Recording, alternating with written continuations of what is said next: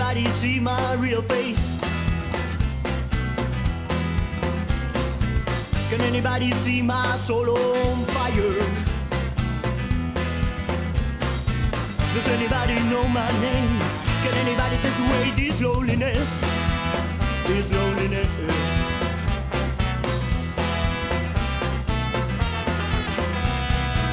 Can anybody see my real blood? Bonjour à tous et bienvenue sur le circuit de Motorland Aragon en Espagne. Alors, un week-end chaud nous attend. Bah oui, on l'espère. C'est une coutume à Aragon qu'il fasse chaud.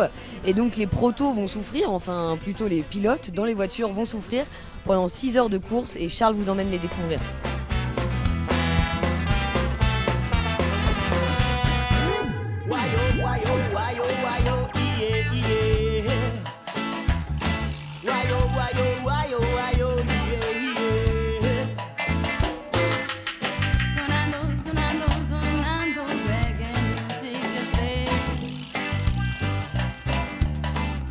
Je suis avec Didier Beck, Richard Maury et Marc Bertolino, un équipage de gentleman par excellence et un équipage de gentleman efficace. Hein, Didier, on se rappelle de ta performance avec Marc justement à Manicourt l'an dernier, podium. Bah écoutez, moi j'ai l'habitude de bien choisir mes partenaires parce qu'avec Marc, on a fait podium à Manicourt, 3e au scratch, et on a très bien démarré l'année aussi avec Richard en faisant 5e à Barcelone, donc des bons choix. Richard, toi avant tu étais chez IRS sur une Wolf, et alors cette Norma? Une Norma magnifique, c'est vraiment le top. J'adore cette voiture. Et ce coéquipier il est comment? Bon, on peut s'améliorer mais il est pas mal. Et toi Marc alors? La banane toujours? Eh bien moi je suis très content parce qu'en fait c'est la première course que je fais 2 fois puisque j'ai fait Aragon l'année dernière et je la refais cette année, donc c'est sympa de retrouver des sensations comme ça. Puis je suis ravi de courir avec mes 2 amis parce qu'on est une équipe bien homogène, on roule dans les mêmes temps, donc je pense que ça va être sympa pour demain. Ouais, c'est de bon augure tout ça, hein. Déjà tu faisais des belles performances avec IRS et maintenant tu viens avec Didier, c'est le transfert de l'été comme dit Joël. Exactement, on va essayer de faire mieux pour la course. Il nous a coûté un peu cher, mais enfin bon, on le rentabilise pas mal. Et puis bon, bah écoutez, il ne nous reste plus qu'à vous souhaiter une bonne course et beaucoup de plaisir. Merci. Merci. Rendez-vous sur le podium dimanche. On espère pour vous en tout cas, parce qu'avec après tant de frimes, ce serait dommage.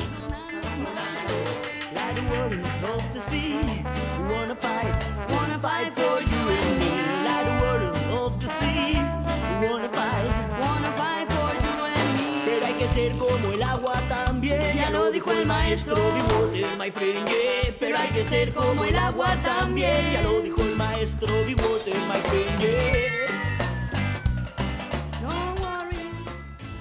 Ici à Motorland, il y a un jeune homme qui a une histoire assez héroïque et exceptionnelle et c'est Joël Laplacette qui va vous le faire découvrir tout de suite.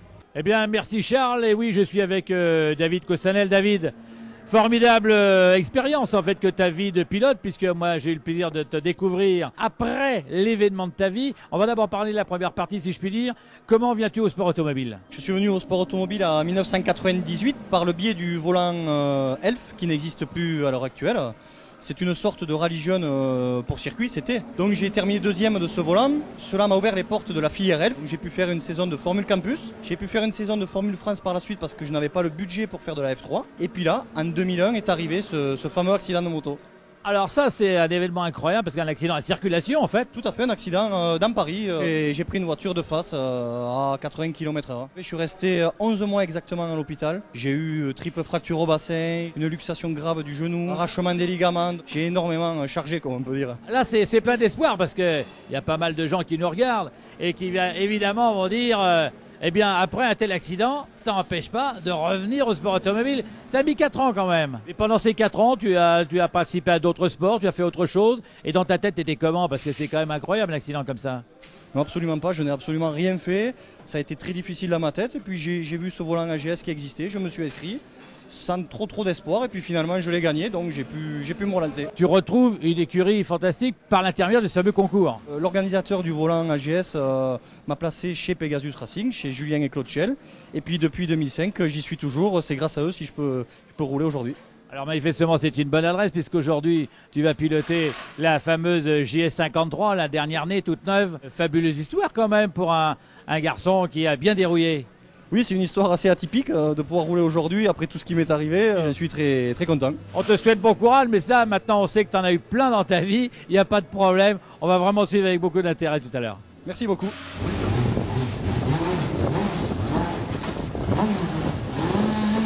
La grille de départ des sports proto, avec en pole position cette fois-ci la voiture numéro 64 réalisée par Manuel Pérez-Écart avec Angel Amelivia et Xavier Casabon. Ils seront parmi les favoris.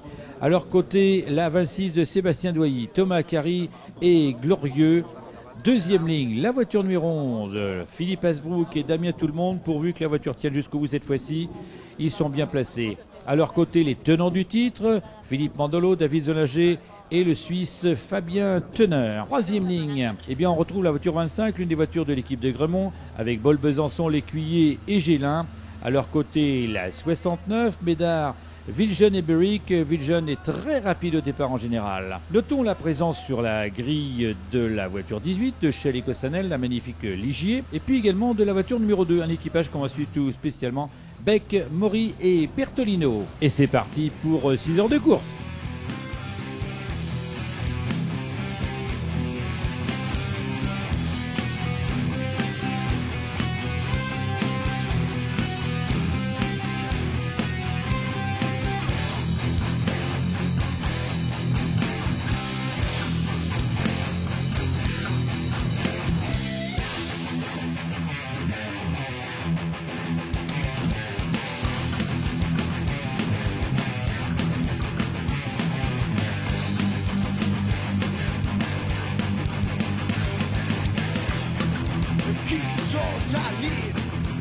Je suis avec Denis Caillon, le pilote de la voiture numéro 96. Denis, tu as pris le départ de la course. C'était difficile, je pense, aujourd'hui. Il faisait un peu chaud et puis il faisait du vent.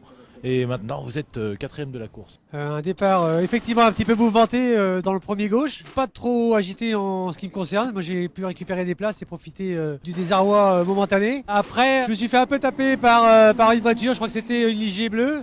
Ça va être l'équipage Shell Cossanel. Parce que j'ai fait la tête à queue, on a calé le moteur, mais après je me suis remis dans le rythme. On a fait a priori des bons temps pendant tout le relais. Bono Bazo a fait une belle performance également. Et là c'est Philippe Thirion qui est au volant. On est 4, mais je pense que ça peut faire un podium. C'est 4 gentlemen. La moyenne d'âge ne doit pas être loin de 50 ans. C'est cool, ça marche bien.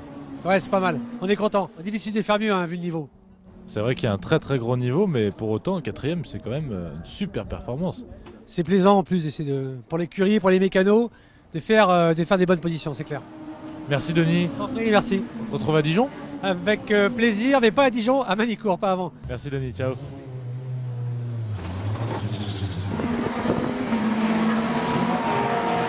Déjà 3 heures de course en prototype sur le circuit de Motorland et un début de course assez agité avec beaucoup de changements.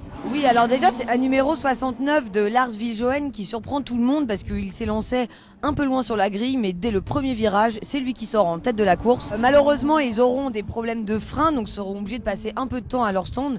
Ils repartiront, mais perdront à ce moment-là tout espoir de podium. C'est la même chose pour la numéro 64 qui, comme vous le savez, détenait la pole position et avait pris feu pendant les essais. Ils seront ramenés par la dépanneuse, changeront le capot avant, repartiront, mais perdront aussi l'espoir du podium. Pareil pour la numéro 34 qui, comme vous le savez, joue le titre. Ils ont des problèmes de paddle shift, reprennent la piste, mais perdent beaucoup de temps au stand. La numéro 67 fait un très très beau parcours, elle est 6e au scratch avec seulement 2 arrêts au stand. Je pense qu'il faut suivre de près cette famille Strebig. Et les deux Ligier, Charles, la 11 et la 18 prenaient un super départ, Shell et tout le monde. Malheureusement, ils ont eu des problèmes. Le même problème sur les deux voitures, un problème de pièces dans le circuit huile.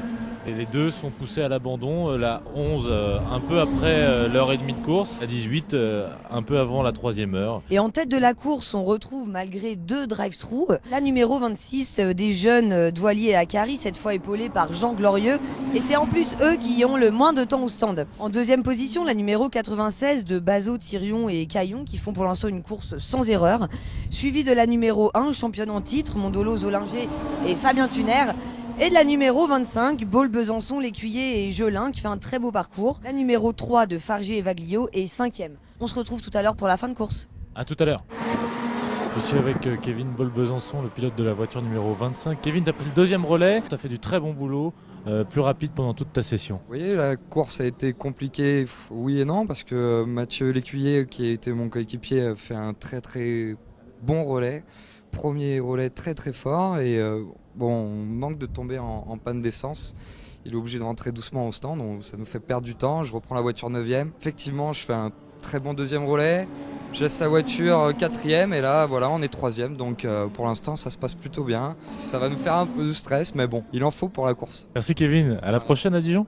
Oui, bien sûr, pas de problème. Je suis avec Grégory Striebig, le pilote de la voiture numéro 67. Grégory, tu as pris le relais après ton père et tu as fait un super boulot. Vous avez fait un super boulot, parti 15e, vous êtes 7e. C'est un super week-end pour vous en famille. Ah oui, ça c'est vrai que c'est un super week-end. On fait un grand pas vers l'avant là. Ça fait de l'apprentissage? Oui, bah, c'est notre première saison en proto et c'est la 3e fois qu'on roule. On a eu la voiture 3 jours avant Catalonia et c'est la 3e fois que je roule avec cette voiture. Avant, t'avais jamais fait de proto? Non, j'ai jamais fait de proto. Waouh, ça je crois que c'était une sortie de route. Hein. Gros accident là. Très gros accident. Là. Merci Grégory. D'accord, merci. On se retrouve où? Bah écoute, à Dijon. La deuxième partie de course commence fort alors. Avec l'accident de la numéro 64 qui tape très fort le mur en fin de ligne droite des stands, le pilote n'a rien, mais ça sera l'abandon de la voiture. Autre abandon, la voiture est arrêtée en fin de pit lane et devra être remorquée. C'est la numéro 3 de Vaglio, Gior et Fargier qui était 5e à ce moment-là. La numéro 67 de la famille Striebig, qui roulait très bien, ils étaient 6e à la mi-course, devra s'arrêter à son stand pour problème de frein. Ils devront même effectuer une purge de frein. Ils repartiront mais finiront 9e. Super performance pour l'équipage Gentleman Driver chez Palmyre, Charles. Oui, la numéro 2 de Beck, Maury et Bertolino qui finit 5e au général, juste derrière la 25 de Baule-Besançon, l'Écuyer et Gélin et le podium scratch d'or. Podium scratch, ce sont les Lyonnais, Gentleman Driver également, de Caillon, Thirion et Bazot sur la numéro 96 de TFT. Superbe course. En deuxième position, l'équipage champion en titre, Mondolo Zolinger sur la numéro 1, accompagné de Fabien Thuner comme à Catalunya. Et superbe victoire, 2 victoires d'affilée pour CD Sport et l'équipage de la numéro 26, Akari, Douali et Jean Glorieux. On se retrouvera à Dijon, ça sera pour 3 heures de course les 29, 30 juin et 1er juillet. Salut! Salut!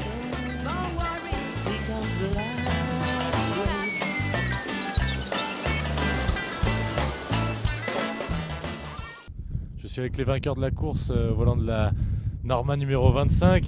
Thomas, on va commencer par toi. Tu as pris le départ. C'était super ce que tu as fait. Tu as pris 30 secondes d'avance. Il n'y avait plus que le boulot à faire pour Jean, quoi. Bon, on va pas dire ça, mais tout d'abord félicitations à mes 2 coéquipiers, Jean et Sébastien, qui ont fait un boulot formidable. Ils ont très bien roulé régulièrement et avec de très bonnes perfs. Le but était de rendre la voiture en P1 avec un petit peu d'avance.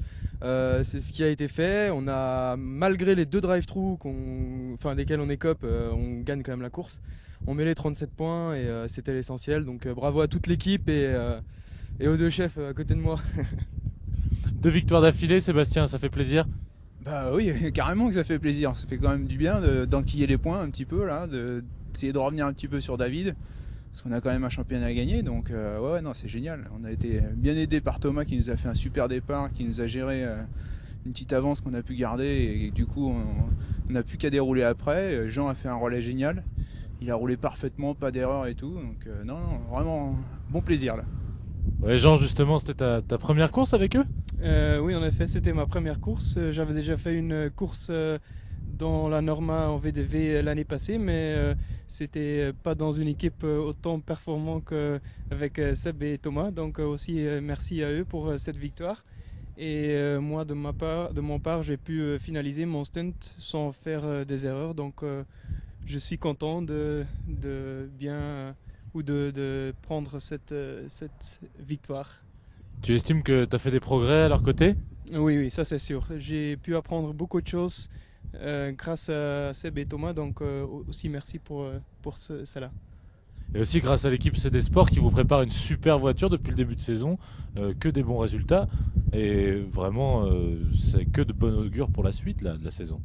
Tout à fait, ouais. Un grand bravo à CD Sport et à toute l'équipe hein, qui ont bossé comme des fous, même pour remettre la 25 à flot qui avait des petits problèmes de châssis.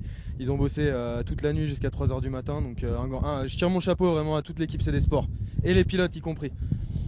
Bon bah écoutez, en tout cas ça fait plaisir toutes ces bananes et puis on se retrouve à Dijon. Yes. À Dijon, en France, ce coup-ci. Salut. Salut, merci. Merci à toi.